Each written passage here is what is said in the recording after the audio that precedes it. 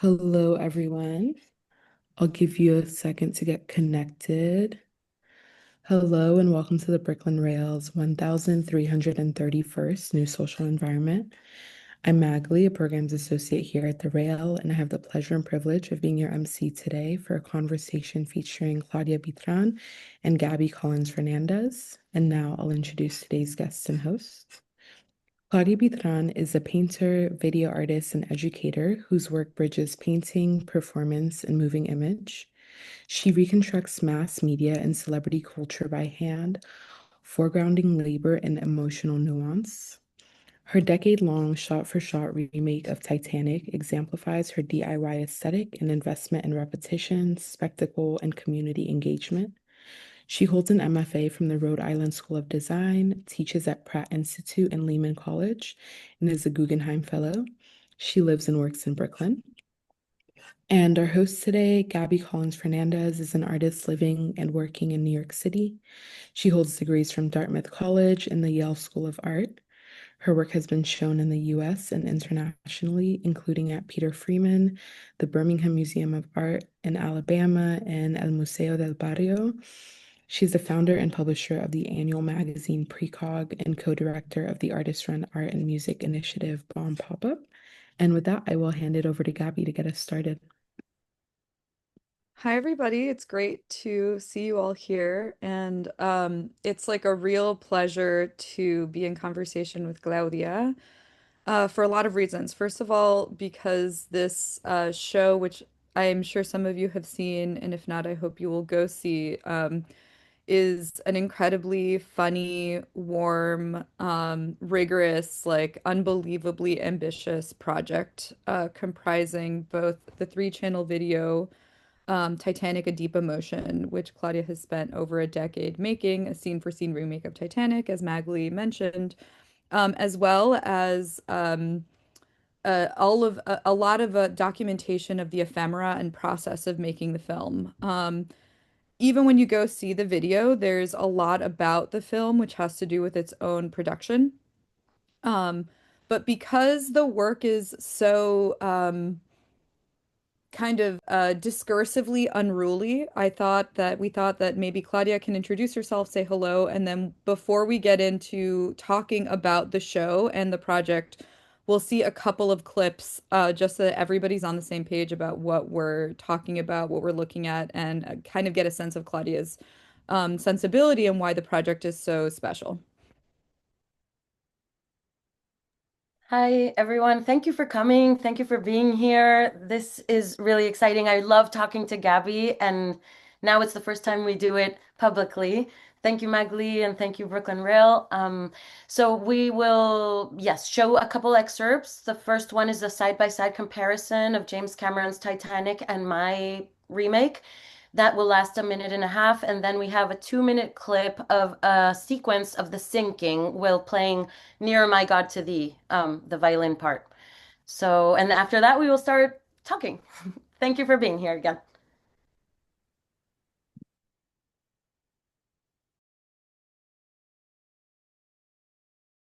Truntun, truntun, truntun. Ma ma ma pa pa pa pa pa pa pa pa pa pa pa pa pa pa pa pa pa ma ma ma ma qua qua qua qua pa pa pa pa pa pa pa pa Brum. Y hablen un poco más. ¡Acción!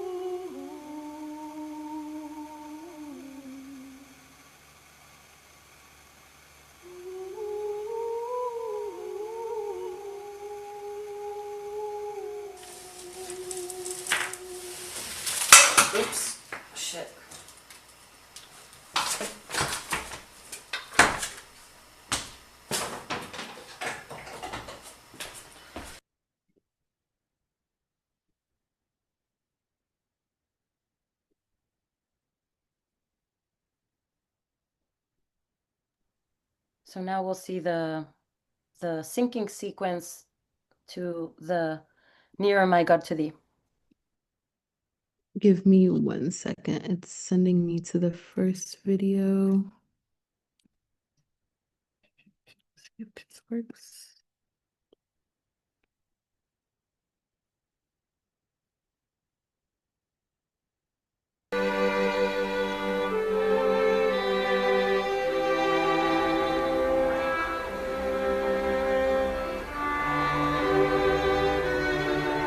And they lived happily ever after in the land of Tirnanog, a land of eternal youth and beauty.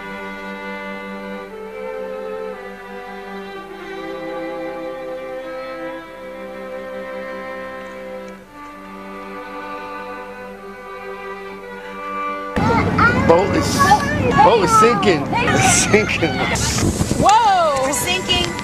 I think the air's stopped. Get up, get up, get up! You have to get out! Why? Because it's deflating. It's breaking. It's sinking. The ship is sinking. The ship is sinking. Down. Okay, out, out, out, out, out, out. Bianca! Are you okay, Bianca? Bianca! Bianca!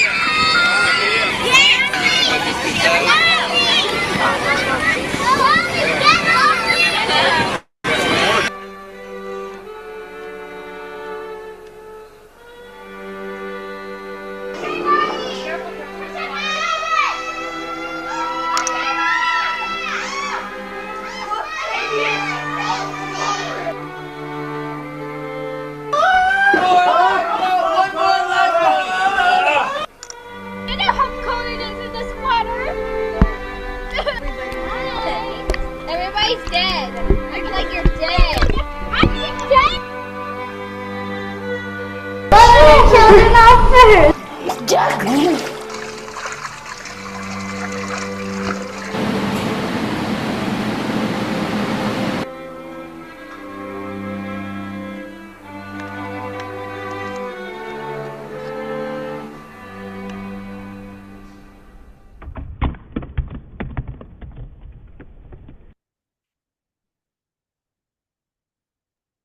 Okay, amazing. Thank you. As probably you can all tell, the project is so large in scope.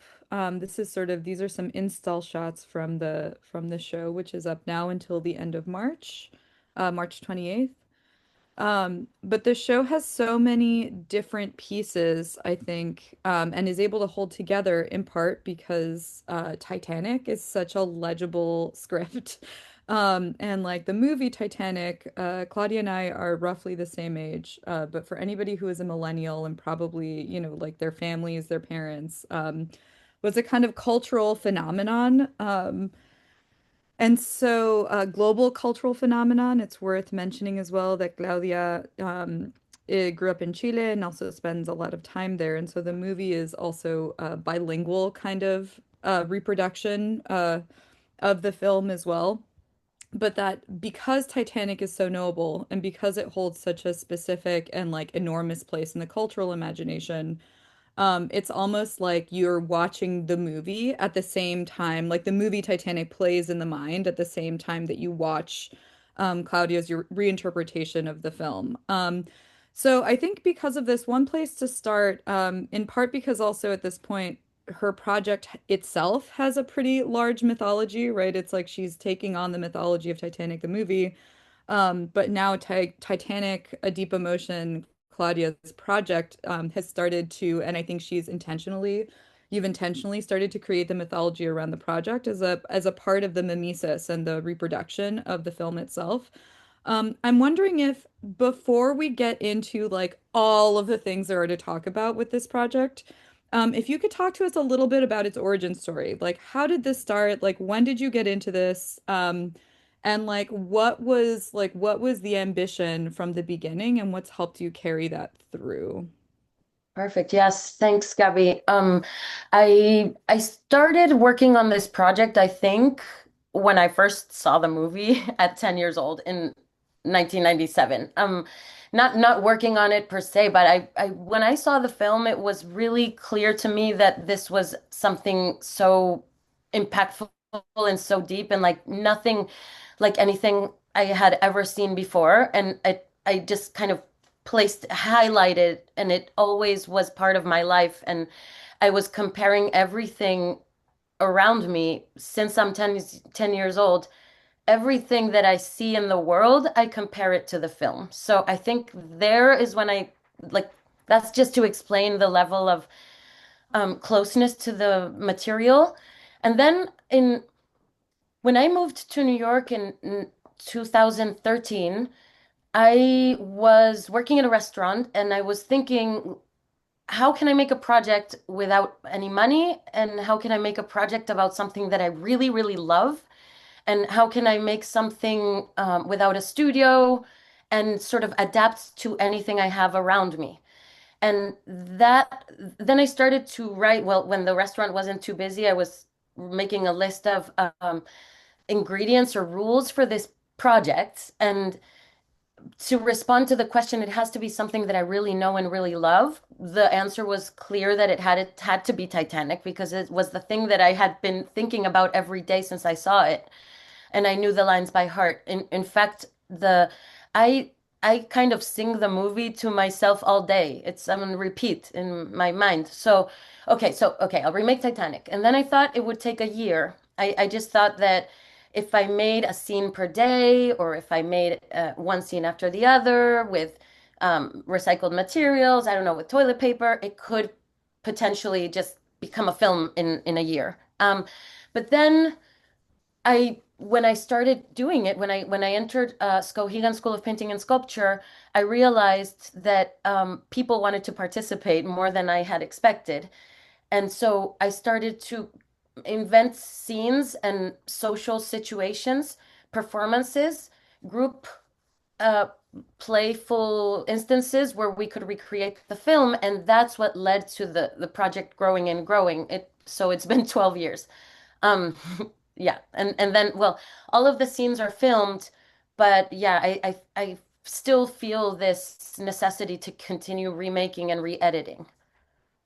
I think one thing which is really I think one thing which is really interesting about the project is this idea, first of all, about a kind of like hyper relatable obsession, right? It's like your project is so committed to this kind of like Titanic is like the it's like the origin text of the world. Which, itself is sort of funny to think of taking on as a DIY project because, at the time it was like one of the most expensive movies ever made, like it grossed this like insane amount of money. James Cameron is also very obsessive. So there's like, correlations and tensions inside of the project. Mhm. But I think also like the relatability of wanting to having an emotional connection with, for instance, an artwork, right? And then as a child or as an adult, and then wanting to repeat it over and over again because it sustains the emotional connection, right? Is something that we like know something about from affect theory, but it's also something which is like really deeply intertwined with how meaning is communicated in the history of art, right? That's like really the premise of iconography and iconology. Um, that you can sustain an emotional reaction to a story in a way that becomes part of like a social bond. Mhm. And I think that's something that you do in the film that's really clear is that, what you're talking about, the experience of being in Skowhegan, and finding out that like people wanted to participate, probably also because they had a relationship to the movie Titanic or this experience. Um, is also something that like ends up carrying through into a lot of other social dynamics in your life. Your family figures prominently in the film, your friends in Chile, people that you don't know, people at like every residency you've ever been to. And I'm wondering if you could talk a little bit more about how you think about sociality in the film, and how that connects to the kind of in a way like the performance element of the work, but also the part of the project which has to do with social reproduction. Perfect. I think this is a very good moment to play the Guggenheim cut as we talk with no sound. Great. because in this way we can illustrate as I talk about the different groups of people that have participated. I'm not sure if Magli, you there? Yes, I'm pulling it up. Perfect. Thank you. Um, so as Gabby was saying, that is a very important part of the project is I really wanted to stay true to what I had access to, who I had access to, and stay very true to my life, kind of making a mirror, or sometimes more metaphorical than literal, but a mirror of where I was at the time that I was filming, almost like a visual diary or a way to be mm, leaving a registration of who I was at that time. This is something that I started doing when I was younger too, that just to be filming and photographing everything that I do. Um, but so we started with this, you'll see images going really fast, but it'll give you a sense of the backstage and the groups of people that I've worked with, as Gabby was saying, in different residencies, artist residencies, public spaces in New York and in Chile, different universities, community centers, and and friends and family. My grandfather, for example, acted as the captain of the ship. My grandmother, Carmen, acted as Old Rose, which is the older version of Young Rose, which is played by me. So we were playing this role of Young Rose and Old Rose really, really conscious about our blood relation and how we grew up together. She taught me how to paint and how to act, and she's an older version. So I don't know, it was like so special because she acted every year during these 12 years she's been performing in the film, as well as all the Jacks. You can see here there's a variety of Jacks. There's 40 Jacks. The male protagonist of the film varies in gender and age, and ethnicity, and some of the jacks stay constant. For example, Gabriel Ursua is an actor from Chile who's now acting in soap operas and in films, and he has been a jack every year. So you can see how his face and mine are aging throughout the remake as the remake moves. So it's a little bit like Boyhood, if anybody saw that film, where you can see how the characters age at real time. But then there's other scenes that, because I didn't have access to groups of people or family, for example, during the pandemic when we were all kind of isolated, I made lots of animations. So in the lack of groups, there was always a way to speak about social groups, but with through objects or something, through DIY method. That's my grandmother. Oh, you saw her for a second. Everything is made with, yeah, I don't know if that answered Gabby. Do you, Yeah, no, I think that that's rambling? no, no, no, it's good. I think it's I mean, I think it's sort of interesting like what you're talking about in terms of the different groups. I mean, it's like it's a lot, right? It's like you look at the I know that you also did a project with like the swim team at like the Mhm. University of Michigan. Yes. Like what to me one of the funniest parts of the movie, and humor is a huge part of the it's a huge part of the project. But one of the funniest elements of the film is that in this scene where you bought this inflatable sinking Titanic, like the leak was unintentional. It was accidental that this like blow up ship that started sinking. Hmm. Um, Hmm.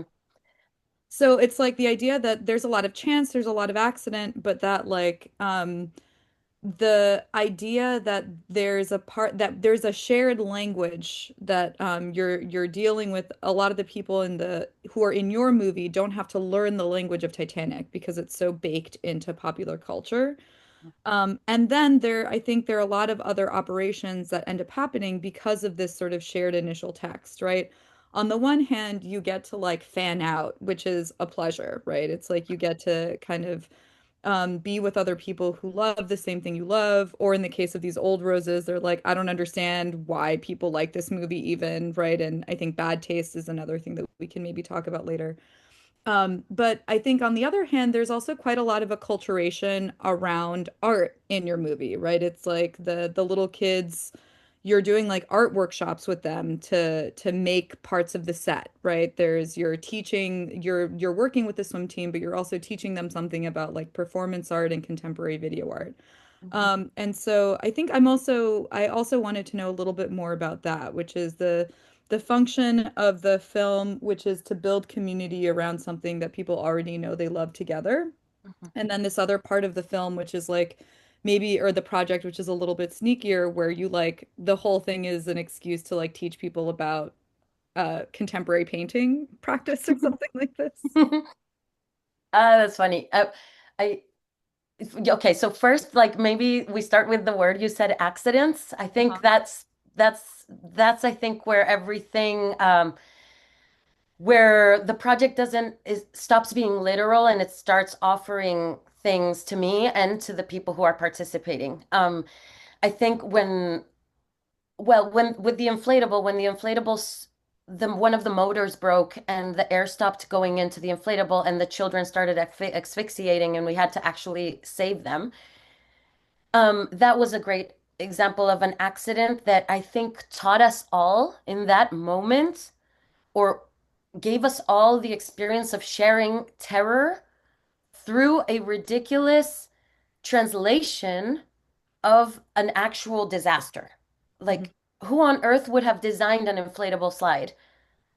And then and then we all were scared of death, of children, um, through this absurd translation of that tragedy. So I think that that's something that is very important of working with children and with people in general is that first, there's accidents that happen, and second, there's always a realization that we are translating an actual Mhm. tragedy and that we also live in a contemporary ship that is sinking and also manned by egocentric maniacs, you know? So I think that sort of realization is important about working with the communities and with children because children are so direct and they say things as they are. I mean, those children that we were playing with in the community space in Roswell, New Mexico, they were saying things like, "Ah, I have more money. Like I will kill you. Like my dog is better than you," or lines like this that are just like, okay, they're saying it, they're absorbing cruelty and then they're translating it in this way. So yeah, I don't know. Wait, what was the other part of the question? It's like the part where you're then also teaching, like you're, okay, I mean, this is fascinating as well, which is just that like the politics of Titanic or like even at the time it was weird, right? It's like, there was like a historical tragedy that itself became like a pop culture sensation in the early 20th century. Like there were any number of remakes and like tabloid stories, and like the mythology around the event.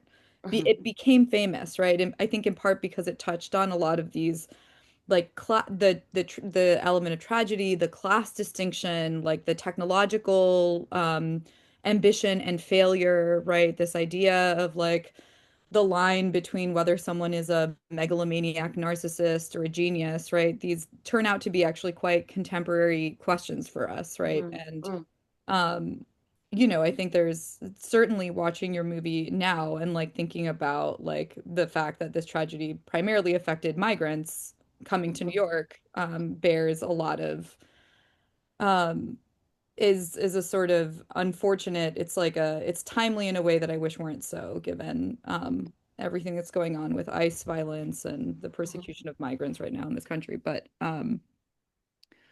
I think that so there's like the way that you're talking about how working like outsourcing part of the production of this project to like kids, for instance, and other people also means that you get to replicate the things that fascinate us about the mythology, right? That like exist around that like initial text, which is the movie Titanic. So you get to hear like from the mouths of kids these like class dynamics, which are central to the project. I think we can get into the yeah, aesthetics later, a yeah, little yeah. bit, but I'm wondering also if you could, yeah, if you could talk a little bit more about that, because it's like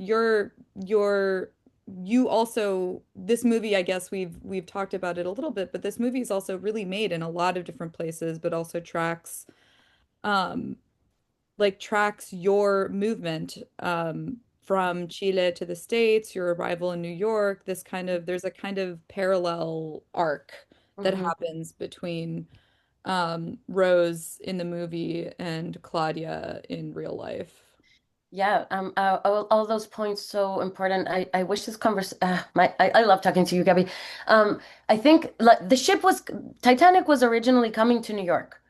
So there's like this kind of parallel between me arriving to New York at the time that I started making the film. And there's like this like urgent American dream behind the necessity to make this project that I find very ridiculous, but that certainly was like part of the necessity to sort of um, be here and work with the city. Like the funnels, the streets, the subway, the amount of people. New York is kind of like a ship, and I wanted to kind of document that movement. I also am terrified of airplanes, terrified, terrified. And I go see my family in Chile where I grew up. So when I go because I have to see my family. So when am in the airplane, I try to find Titanic on the airplane and watch that to calm down. But also, traveling on an airplane is so unnatural. It's like it feels like it's going to crack and fall and sink into the ground. To me, it trains, the subway, big cities are all imminent disasters. Like so well, I don't know why oh, because you were talking about the parallels between life. So I'm just naming some. When I go to Chile and remake some scenes in Chile, they're very different from scenes that I remake here because my friends and family in Chile have different experience with the movie Titanic. And there's a huge culture of remake in Chile. There's such adoration to be a double, be a yeah remake and laugh and imitate because from there we saw the spectacles of Hollywood. I mean, I remember growing up as a millennial, we saw them as ridiculous, like so cheesy. And so every spectacle you'll see in Chile has some sort of laughing of something Hollywood from Hollywood. So when I redo them with my friends there, we always make them a little bit like a soap opera, the scenes. They're just slightly over the top. We dress up a little bit more Baroque. We kind of make fun of it, and we try to put this kind of inflection that is a little bit over, slightly funny, you know? And then the ones that I do here, I think it's different because you all grew up here with this culture so close. So it's much more natural and more serious. Like when it's funny to see down in Chile and up here which characters people want to play. So I really, this is a way to say that I try to ask people like, what character would you play? Um, I would like to be the propeller guy that falls onto the propeller and dies. Okay, perfect. So, and the sociology behind what kinds of people want to act as whom is super interesting to me to be responding to. Also, uh, when I'm shooting, I try to make people on set feel like very involved. So I try to make them um, if notice that somebody likes someone else, I try to make them work together. Just like you would do in a classroom where you want it to be the best atmosphere possible for people to get the best outcome for their individuality as possible. Yeah, I mean, it's really, I think so interesting to talk about that. I mean, it's also a way, this idea of like the culture of remakes, right? Which is also like the culture of knockoffs, right? Like, and when I was young, I used to see like the rip-off DVDs of Titanic, like the bootleg ones on the street in Chinatown, right? So this idea of like the thing and the copy, right? Yeah. And the copy, which then belongs to the people, is also something that belongs to the people or becomes more democratic, right? Is something that we like know a lot about in like media theory, right? It reminds me of people like Hito Sterol and her very famous essay in defense of the poor image.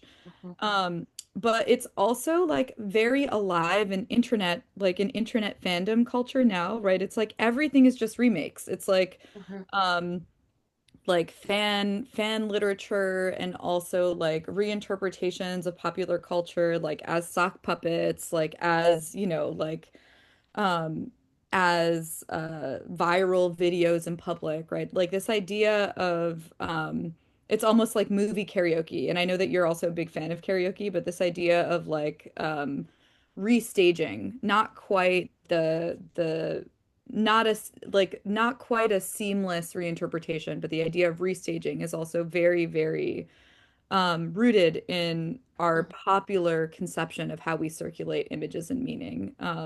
mhm. And I'm wondering if you could talk a little bit about like the relationship to like internet and digital culture in your work, which I think is strong. Yeah, yeah, I love that essay. Uh, I think, I mean, how can I say this? I mean, I feel like all of these spectacles are a little bit of the same thing. Like they're made out of the same components, out of the same formulas. And at the time, after you consumed enough pop culture, you are able to um, an- a- anticipate what is going to happen in a song, anticipate what's going to happen in a film. I mean, you don't have to be a genius to do that. It's very easy. But also, there's these nuances that start appearing that have to do something with like fashion and like slight changes in culture and maybe yeah, like internet growing that start adding these very specific new surprise aspects. And I think that's something that I relate to is that the internet has provided so many new niches and like corners and sort of random eclectic corners that I think this project reflects something out of that where it's like each community or each particularity adds this like sort of strange little monster hybrid within what is the popular uh, formula. Does that make sense? Like the hybridity, the monstrosity of like these accidents and weird, you know, translations, mistranslations, glitches. I think also like one of the like if we're talking about your specific niche and corner of the internet, like Mhm, and especially looking at these images, it's important to talk about painting as a feature mhm, of the work, right? It's like how this movie in a way is also like the remake of Titanic is also like how many different ways can you push what a painting means in relationship to narrative, but like the reproduction of stills, the mhm. creation of sets, the stop motion. Yeah, I'm wondering if yeah, could you talk about painting? Like how painting kind of drives the project as well. Yeah. I think s- painting drives the project because I'm a painter. I'm a big like painter. I studied classical painting and then I ended up making this. But what the way that I'm making this is really approached by a very classical painting way of approaching a project, which is I was talking about it the other day with a class that visited. It's tackling scenes from the most general to the more particular, and then uh, from the wider sort of from a positive negative perspective, and then from dark to light, from thin to thick. So this is how I was approaching the video. But also, I think about impressionism as a good um, moment in painting to describe what I'm trying to do here, which is from far away, I want the images to look like the film. And then from up close, I love you to see all the problems and the DIY aspect and all. But I always try to look at the scenes that I remake. I try to look at them as thumbnails on my computer and see if they look enough like the movie or they give the impression or the feel or the colors, the value relations, you know? So in those ways, I think it relates to painting. And also, I'm painting a lot. There's tons of painting animation. There's a lot of, yeah, painting large, huge sets Mhm. on vinyl and yeah, on walls. So there's many ways in which painting is related to this, I think. Yeah. Yeah. Also, wait, hold on. James Cameron incorporated so many different paintings inside his film. Modernist painting like Degas, Braque, Picasso's, but really there was nothing of modernist painting in the ship itself. There was only neoclassical paintings at the most, you know? So what is cool is to see how James Cameron was watching and looking at painting. And I think I know what he was investigating in the world of painting, for example, for the character of Rose. But these are really nerdy things, but I do see how James Cameron loves painting too. Well, I mean, I was Mhm. like, I've been thinking about this too. Full disclosures, I wrote a short essay for Claudia's book, and so I've thought about this project a lot, and we've known each other for a while. But especially thinking about your recreation and James Cameron's recreation, it's like he made the sketches, right? He made the Jack's sketches of Rose. Yes. It's also like his hand on the window pane. And then all of these like weird art things on the boat, like where Rose is the only one who understands what a Picasso is or something, right? And then you see like a Renoir or something getting flooded. Like there are all these pictures of paintings that are like being like drowned with the ship. Um, there is kind of a weird there's sort of a pronounced relationship to late 19th century and early 20th century painting in Titanic. And it really, I think, positions, it kind of makes this claim for, as I was thinking about it, it kind of makes this claim, I think, inside of the movie of Titanic about artifice. Like I feel like for James Cameron, it has to do with like positioning Titanic as kind of like an art film, which is bizarre to say out loud because it was a Hollywood blockbuster, but I think he thought of it as like an indie art film where he was like Mhm. making movie cubism or something like this. Mhm. Mhm. And like thinking of it as sort of like a tourist project, which is very James Cameron, if you think of like Avatar and any of that. But it also then makes this movie kind of available for the kind of reinterpretation that you're doing, right? Especially because so many of the DIY strategies that you're bringing in, um, like DIY stop motion combinations are like very much art of the 21st century, right? It's like this is a very contemporary approach to Mhm. remaking a film. Mhm. And I Mhm. think that, it's like the social parts of the movie and like the story are so compelling that I think sometimes it's easy to not talk about the aesthetics of the film and the way that you approach aesthetics and aestheticizing. Mhm. But I also feel like, especially because The Rail is such an art publication, it would be great to hear more from you about like how you're approaching aesthetics. Mhm. Wow. Some okay. I think that these images that are wide shots in the film, where you can see tons of people dying and freezing, and i- in relating these to the okay to the history of painting and to the depiction of large groups of people doing everyday activities or being on vacation or drowning. I don't know. I'm thinking of like Jericho. I'm thinking of like Poussin. I'm thinking of like ¿cómo se llama? The Bosque. I'm thinking Also, even Hudson River School stuff. Hudson River Yeah, like School. Yeah. Like this sort of like bird's eye view or God or like extreme wide shot view of a large crowd is something that I'm really interested in.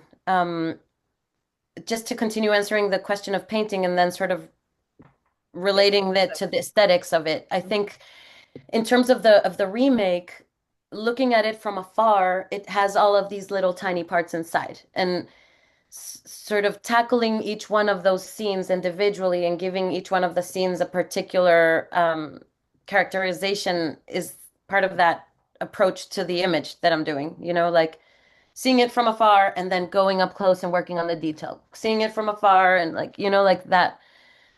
Um, does this kind of answer or Yeah, I mean, I think there's also like when I was looking at your work, it struck me when I was in the gallery that like behind the projection, like behind the space of the three panels, right? Mm. There's the wall of ephemera that you made like in the shape of a ship, right? So that there's like the three channel video in front of you, and then there's like the actual Titanic of this project, which is all of the planning, right? And all of the ephemera and all of the background. Mhm, mhm, And that if like James Cameron, for example, was interested in this sort of like historical reenactment, like verisimilitude, your project is actually quite different in terms of how it shows every single seam, right? Like there's mhm. no point in the movie where we forget that it was made by hand, for example. Yeah. Yeah, I feel very exposed when I'm showing this big wall. I feel like I am standing nude like this when I'm showing this wall because there are not only personal notes like this part reminds me of this ridiculous song, but there's also grammatic errors or very personal notes like I like this guy, maybe he can be Jack. Like there's it's very open like and I don't think that well James Cameron's is not that. It's the opposite. It's very composed and it's very perfect and studied and like wonderful. I'm not saying that it's not incredible, but it's like the opposite. It's really clinical and this thing that I'm showing is like a confession of the, it's very exposed, Yeah. that wall. And yeah, it's four times bigger. I made a selection of elements. And that that ties into the fact it's something that you mentioned at the beginning, but like notably you play Rose for the duration of the film, right? So if like Titanic the movie is one anchor, so to speak, Mhm, of the project, so is the fact that you play the main character. And so everything changes, the whole rest of the movie changes around you. But I imagine that, and anyway, I imagine that there were also quite a lot of personal risk and vulnerabilities involved in mhm, maintaining that character, both in terms of the acting and in terms of the situations that you put yourself in order to get, variety and interest in mhm. making your project.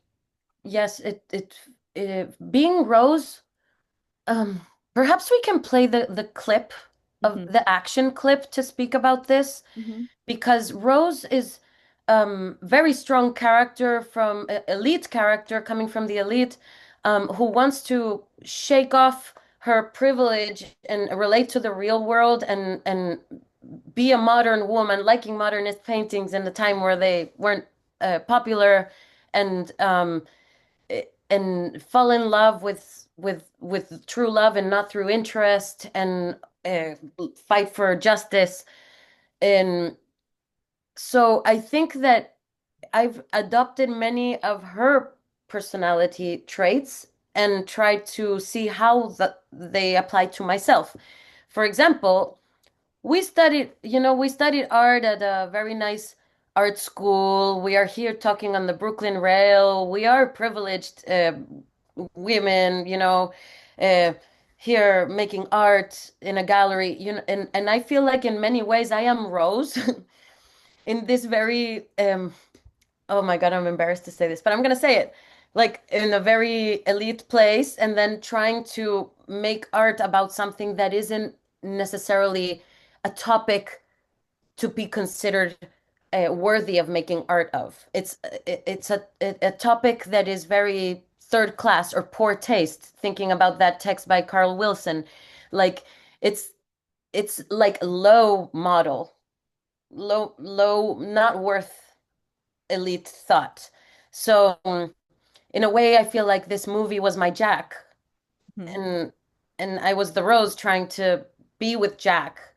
And then I don't know. You can see some images here that are passing. That this is Rose trying to save Jack. And he changes. He switches between Teal, who's acting here in Nebraska, and then sometimes the well, maybe we can. I don't know if we should play this with a little sound.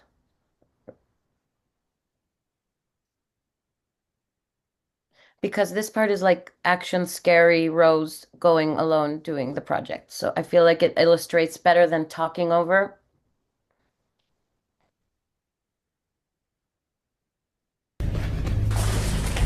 Is there anybody down here, please? Hello?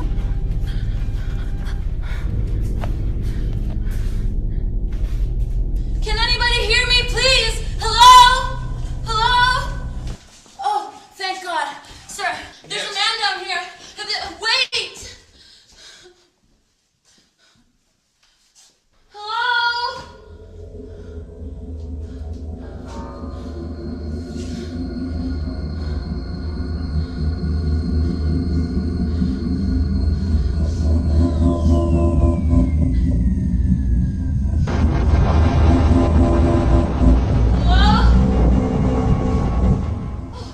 Sir, I need your help. There's a man down here and he is trapped. I'm not panicking. You're going the wrong way. Let go of me. Listen.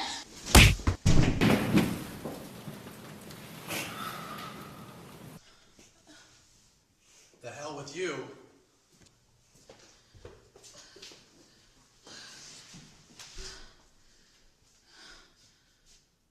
Can you stand over here?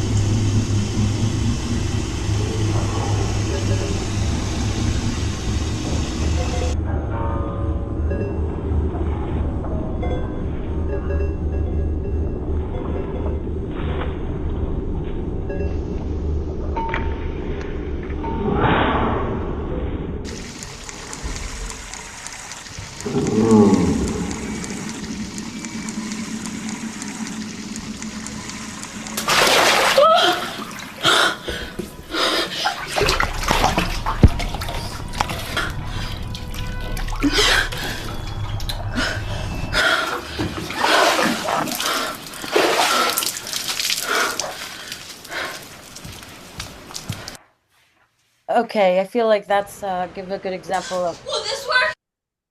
we can keep playing it with no sound if we want. Sure. But yeah, that Rose went through five different places in time and in different countries and different sets. And maybe it's a little bit unperceivable, but to be able to build that sequence, there were five different places involved, different camera people involved, different jacks, and a lot of painting too.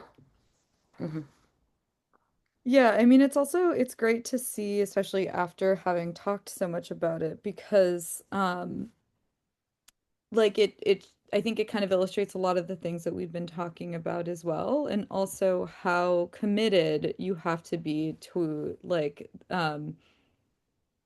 the acting on top of the acting, right? Because it's not like you originating the role. It's like it's LARPing, right? It's live action role play as Rose for as long as you can maintain the relationship to the as long as you can maintain the affect, right? It's like as long as you can maintain the relationship to the scene.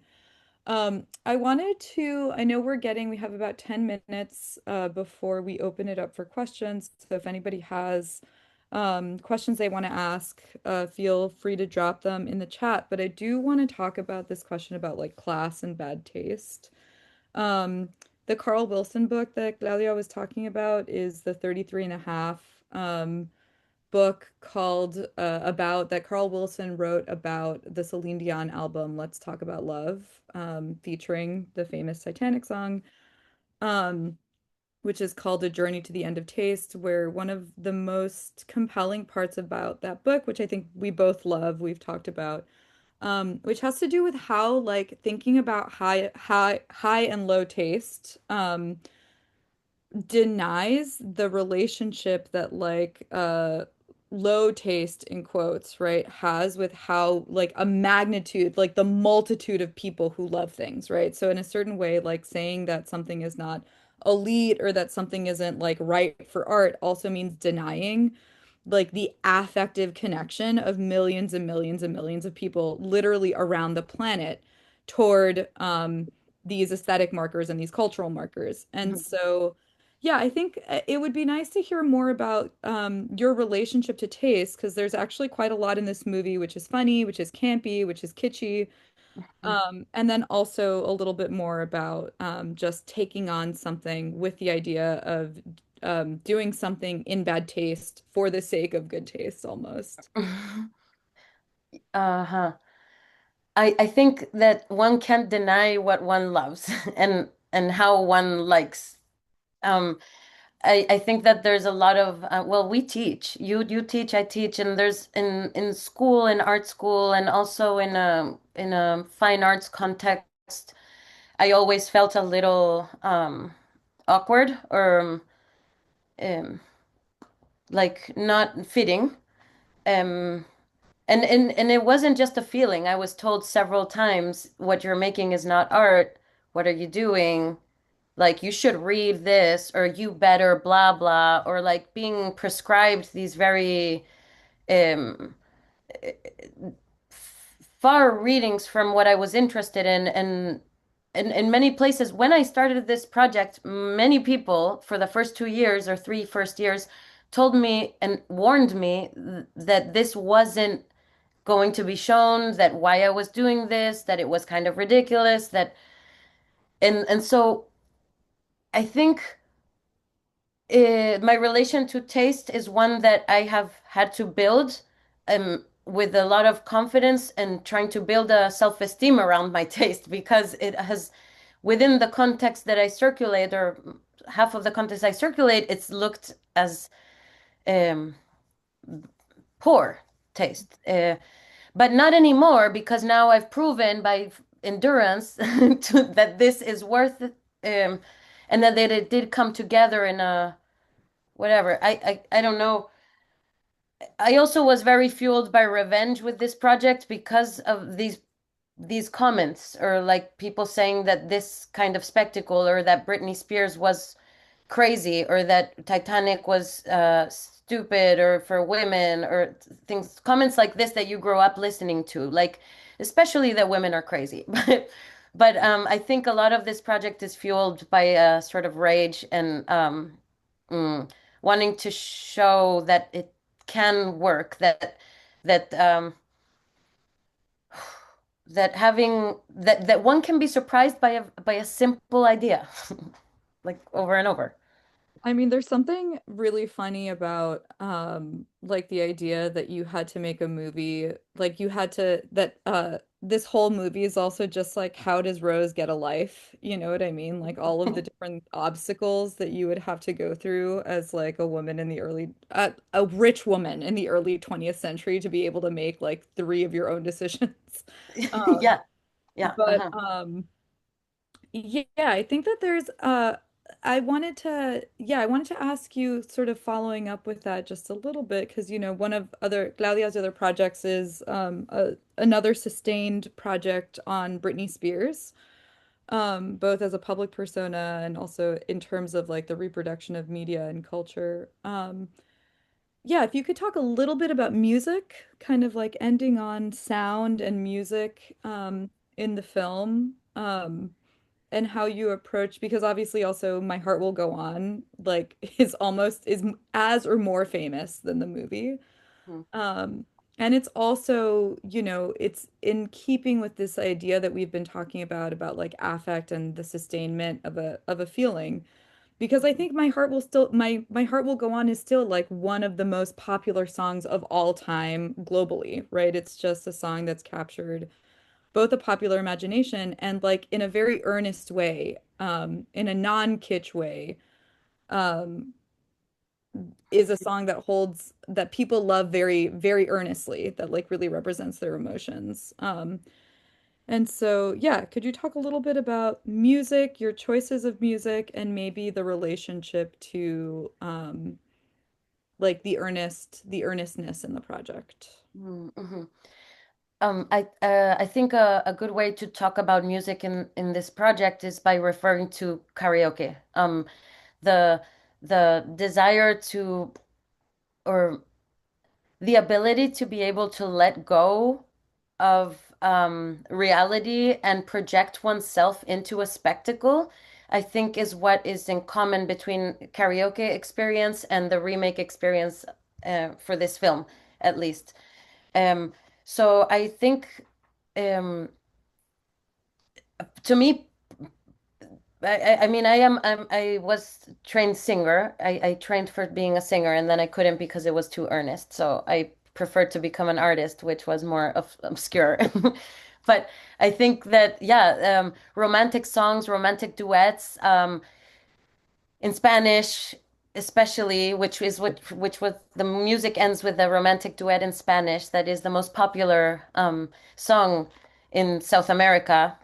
Uh, Marta Sanchez with Carlos Baute. I think that being able to assign different songs to different sections of the movie was important because I did it always from a karaoke and or cover place. Also, my uncles, who are the Cuarteto Latinoamericano, they are a string quartet. They appear, not the ones that you just saw, but they appear several times throughout the three channels installation. So, and I also sing the song of Celine Dion, My Heart Will Go On, in the center of the film, exactly where all of the kissing and sex scene happens. The duration of Celine Dion's My Heart Will Go On is exactly the duration in the film where all of the love, kissing, and sex happens. So I thought I should use it right there because it just fit exactly the time. Um, yeah, I think we're approaching the time of the questions, Q&A.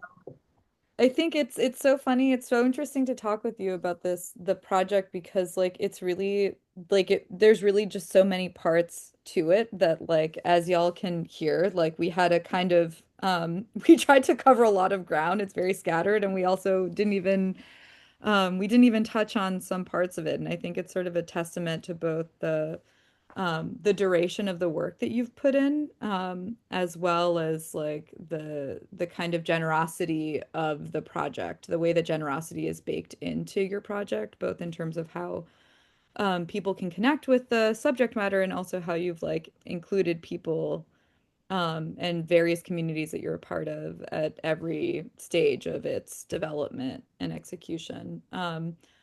So thank y'all for coming along for the ride. I think that's it for the formal part of the conversation. It's always fun to talk, Claudia, and I think now for questions. Thank you, Gaby.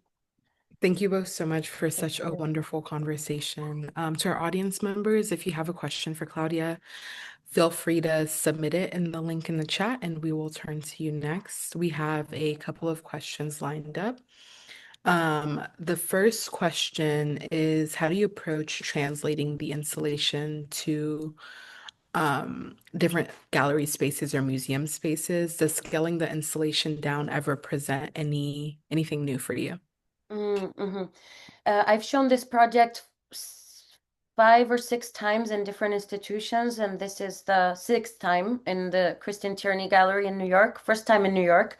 The first time I showed it was in 2016, and every time that I have shown it, I have made sets for people to interact with, and then that we can film with, and then include into the film again. So each time I install the project, I'm responding both to the architecture of the museum or institution and to the community that will be interacting with these spaces. And then I guess like thinking about what I can get out of this architecture and the community to put into the film. In this time, it was a simplification of it all because I'm showing paintings that I made especially for this show and especially for the architecture of the gallery. And I'm showing 1/4 of the storyboards, and I'm not showing any set, just the three-channel installation. Thank you for that answer. It actually flows right into the next question, which was why three channel for the video work?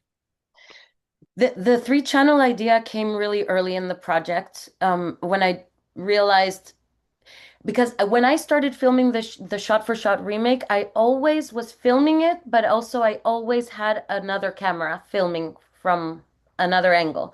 So I always had backstage footage.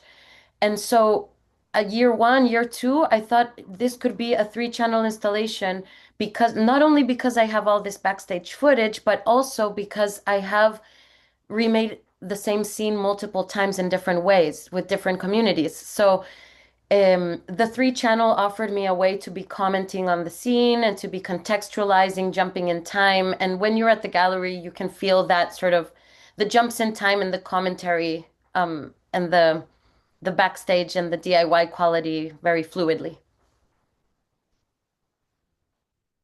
Amazing. Thank you for that answer.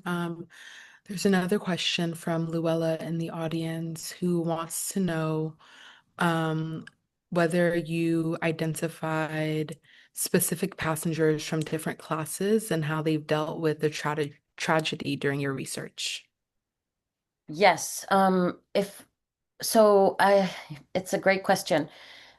Uh, there were characters that were assigned to different classes in a way that was surprisingly uncanny. For example, Mr. Guggenheim was played by Claudio Engel, who is a art collector, and who is starting a museum now in Chile. And I asked him, like, who would you like to play? And he said, Mr. Guggenheim. And it was like, wow, that is perfect, like that parallel was great. And then from third class, yeah, I remember in Nebraska, specifically in Omaha, Nebraska, there's like an underground music scene and lots of artists, young artists that are really just trying to make it and living day a day.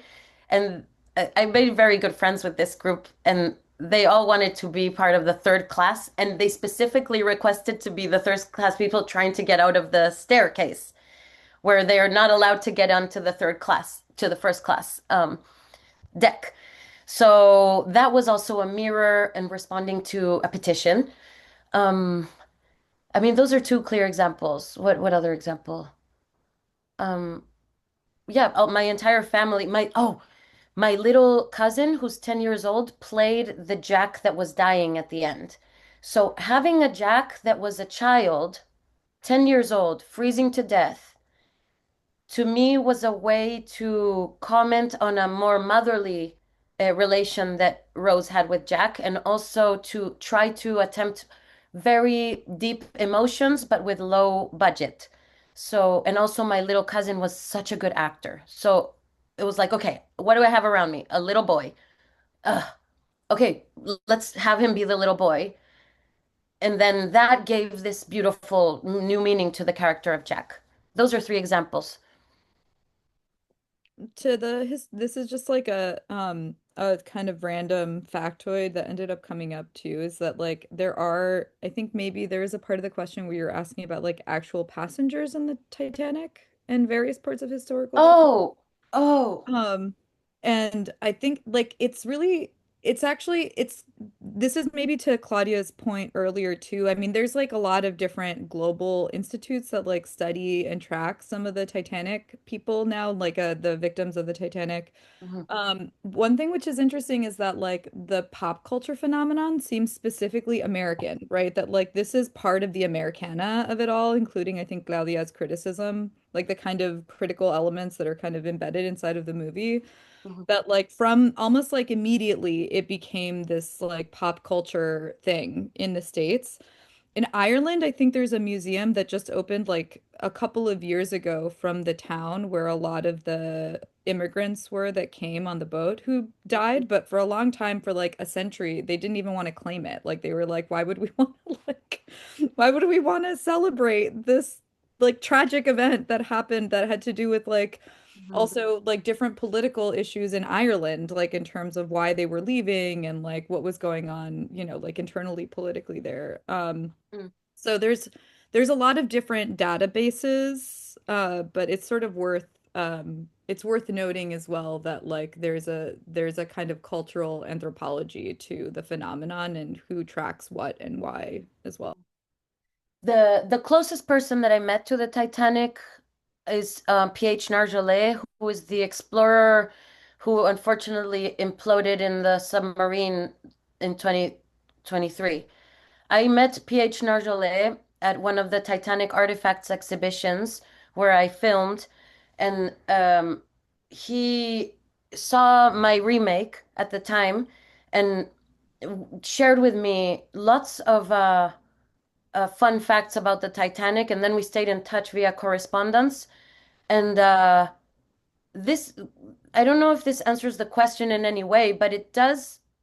It is the closest person that I have to the tragedy, and within a tragedy that kind of emulates the tragedy, because the Ocean Gate project of well bringing tourists down to see the ship that sunk, the whole project was bananas and mishandled and done by big tycoon with very poor technology, using a scientist without warning him the risks of the ship of the submarine. So like I feel like yeah, that's the closest person that I met. If that can help in any way. Thank you for those answers. The last question comes from Michael Verga, and Michael says, may I recommend the music video to Taylor Swift's Saved from the Fate of Ophelia? If you have experienced it, would you care to comment? On the music video, I haven't seen the full music video. I honestly don't very much like that song. It reminds me too much of Lady Gaga's songs, and it makes me a little irritated. But so I haven't seen the whole music video. Thanks though. I'll go check it out right after because just because you asked. That is very fair. Well, that concludes our audience Q&A. I'm going to hand the mic right back over to you, Claudia, to close us out with your reading. Oh, reading, right. At the end of the Brooklyn Rail Talks, we can read excerpts. I brought a few excerpts that are very short. So here's one that comes from, that is a quotation in a book by Richard Kearney called On Stories.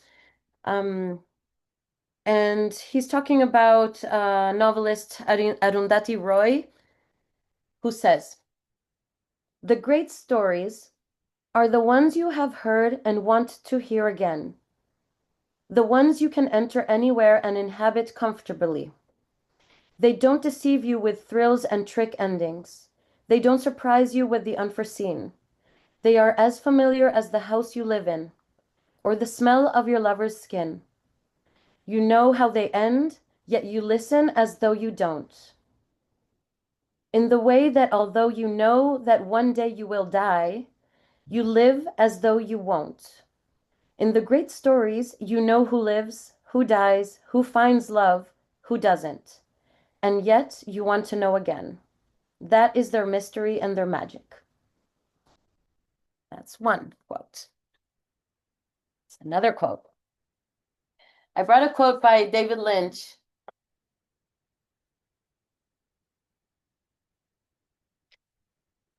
From Catching the Big Fish. Some of you might have read this book. It's a little bit of I have it always lying around the studio. "The idea is the whole thing.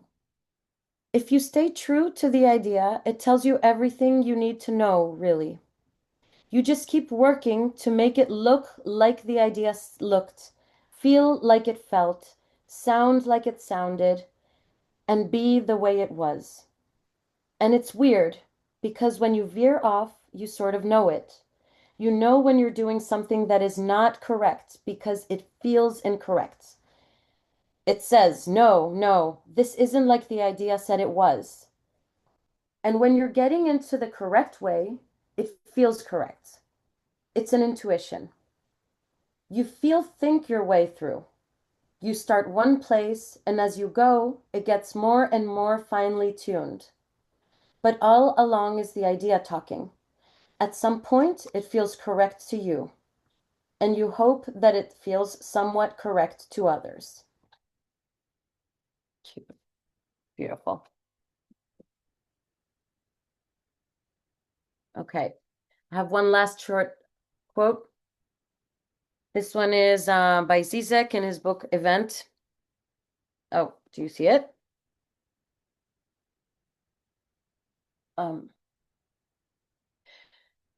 Remember Plato's description of Socrates when he is seized by an idea?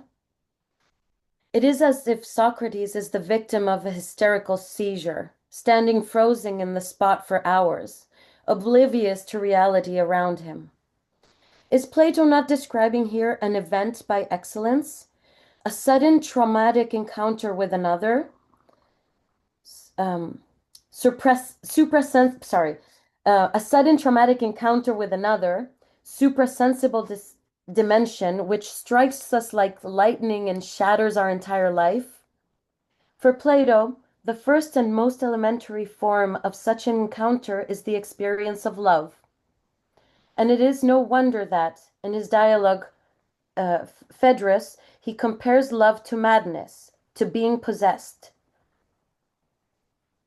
Is this not how it is when we find ourselves passionately in love? Is love not a kind of permanent state of exception? Voila. I could go on. I have another one, but I think that gives a little bit of a scope of what we have talked about and some of the driving forces of this project, which are intuition, which I just read in David Lynch's little text, I Ask the Idea. The great stories that one wants to hear over and over again, which is this predictability and this comfort zone and how one can inhabit and sort of re-experience with passion and surprise a story that already exists.